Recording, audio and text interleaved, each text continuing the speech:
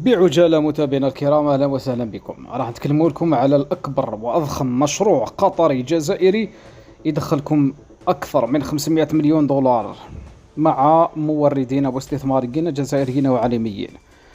بلدنا توقع حزمة أولية لعقود تنفيذ المرحلة الأولى، مشروعها الزراعي الصناعي المتكامل في الجزائر بقيمة تفوق 500 مليون دولار في المرحلة الأولى، لإنتاج ما يسمى بالحليب المجفف في الجزائر.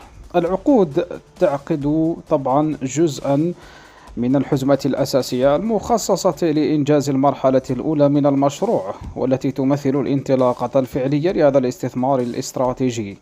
المشروع يهدف إلى تعزيز الأمن الغذائي وتقليص الاعتماد على الواردات، بما يعود بالنفع على الاقتصاد الوطني.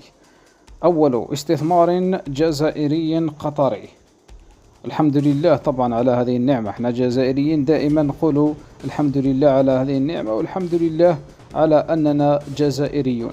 لما نتحدث على هذا الاستثمار الذي وصل كما قلت 500 أكثر من 500 مليون دولار، قطر الجزائر متابعينا الكرام في مجال الحليب طبعا المجفف. نتحدث على اختيار قطر للجزائر متابعينا الكرام بدل اختيار الزريبة، حيث وقعت شركة بلدنا القطرية أول حزمة من العقود الممهدة لبداية المشروع في المزرعة المتكاملة لإنتاج الحليب المجفف المقررة إقامتها طبعا في منطقة أدرار جنوب الجزائر باستثمار إجمالي يقدر ب 345 بليون دولار.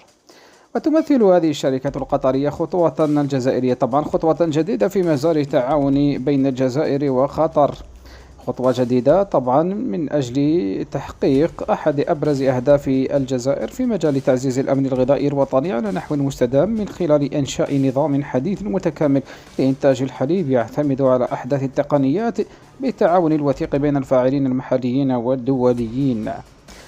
قيمة المجموعة الأولى تفوق أكثر من 500 مليون دولار، وتشمل مجالات التكنولوجيا الزراعية وخطوط الإنتاج وأنظمة الري وحفر الآبار والمياه وتوريد الحديد والهياكل المعدنية، إضافة إلى دراسة في إدارة المشاريع، إضافة إلى المسح الطبوغرافي، دراسة التربة ودراسة الأثر البيئي.